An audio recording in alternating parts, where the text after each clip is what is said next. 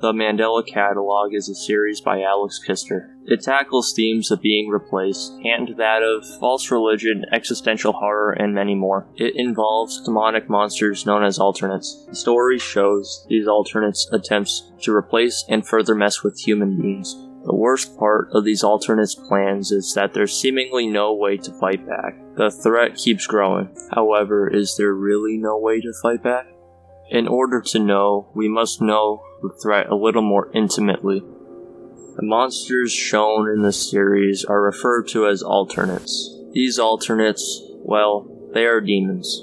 They have taken a religious role in the past and have tried to replace the role of God. They can cause psychological damage, they can shapeshift, they can mess with electronics, possess objects and probably people. Many of these powers match with the Bible and many common interpretations of demons and ghosts in the media.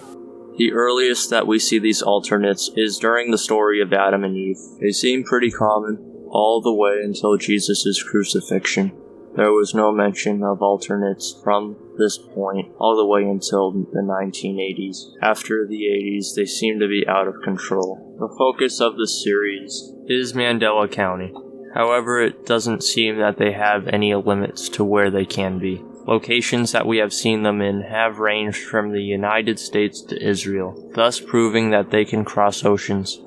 We don't know the official motivation for these alternates. However, they seem really focused on taking the place of God in the daily lives of people. This series has shown that these beings love to be involved in biblical religious stories, even showing that they have somehow taken the place of God in the modern day.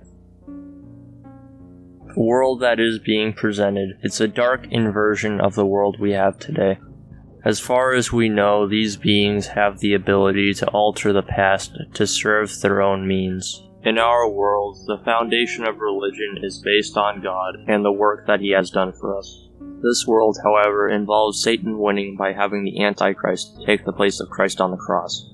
As far as we know, there is no forgiveness for sins in this world. All are damned to hell and are constantly targeted by alternates, with no way to protect themselves. We know this through the cartoon, The Beginner's Bible. It shows how Satan fooled the world and took the place of Christ on the cross. But hold on, what is this? See, that's not the original. This is the original.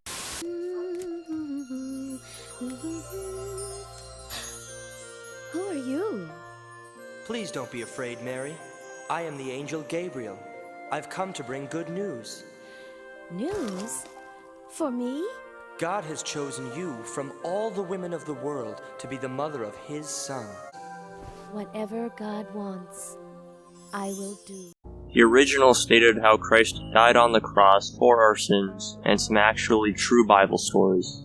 Something's going on here. Why is this cartoon altered from what it's supposed to be?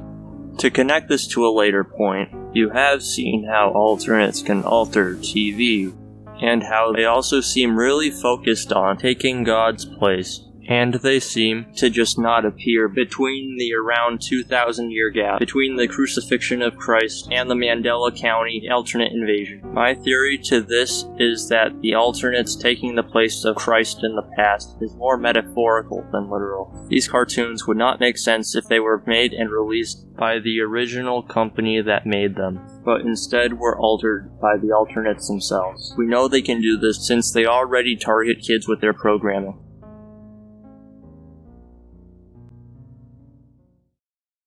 The background footage presented shows an example of this. You see that a character named Stanley starts by introducing himself. He tells the people watching that when they think of a new imaginary friend, that it's best to manifest them. That they're just as scared as you are, and that it's time to meet them. And then he has a big secret, that when you manifested them, it worked. It wasn't a game. And that they're in your house, and that you must find them. What I'm saying is, these alternates are already making kids do their bidding. If they can already manipulate them in such a way, they can manipulate their faith in Jesus out of them. Through manipulation of biblical cartoons, the faith that kids have would be dramatically weakened, leaving these people susceptible to psychological warfare in a way that written word would not. Metaphysical awareness disorder is a disorder that occurs when alternates attack one's psychological standing within the world and reality. This is done to make one doubt their pre-existing beliefs about the world. Such a crash in one's worldview, accompanied by a bunch of other psychological attacks, such as keeping one in a locked room for days at a time, with emotional guilt tripping, pretending to be other people, abusing one's hopes and fears, and other methods to cause suicide. With a 97% success rate, they seem to know what they're doing. My theory explains that through replacing reading of the Bible with TV, that a straw man version of Christianity is presented to kids as a replacement for the real thing. When people that grew up on this version of Christianity are attacked, they are way more easy to lose their faith, since straw men aren't known for being strong against attack. With that and other attacks from these alternates, they would be encouraged to commit suicide, which, in many interpretations of Christianity, leads one to hell. Loose evidence for this theory can be traced back to the Mark Heathcliff suicide.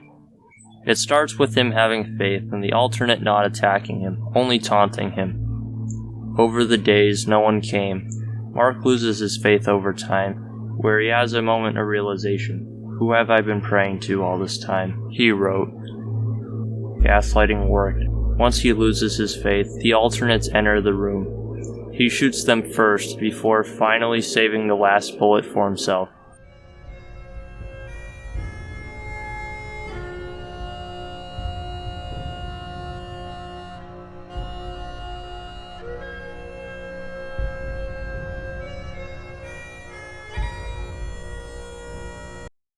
He went mad. It may even be a textbook example. The children being taken can be explained by how they're too young to accept Christ. That is, if the age of accountability doesn't exist in this universe. If that is the case, then they are easy pickings for the alternates.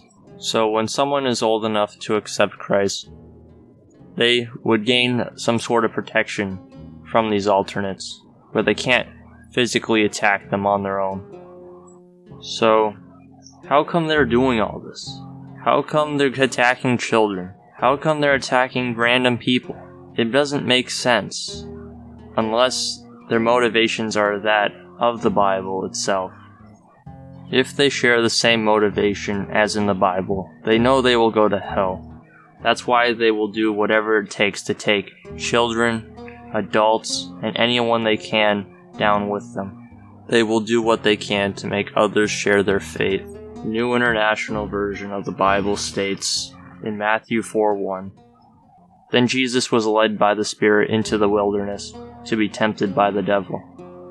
Matthew 25:41, "Then he will say to those on his left, 'Depart from me, you who are cursed, into the eternal fire prepared for the devil and his angels.'"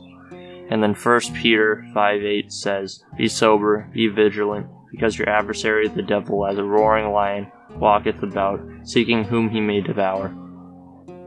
If God doesn't exist in this universe and isn't a threat to these alternates, then I don't know what their motivation would be. It just doesn't make sense from what we are being presented. However, if it's being presented that they're just lying about everything, trying to trick people, then they would actually have a motivation for what they do. This theory is probably false, but I wanted to share it to bring a new interpretation to the series out there. Hopefully it made you think. I hope you all have a good day. Enjoy.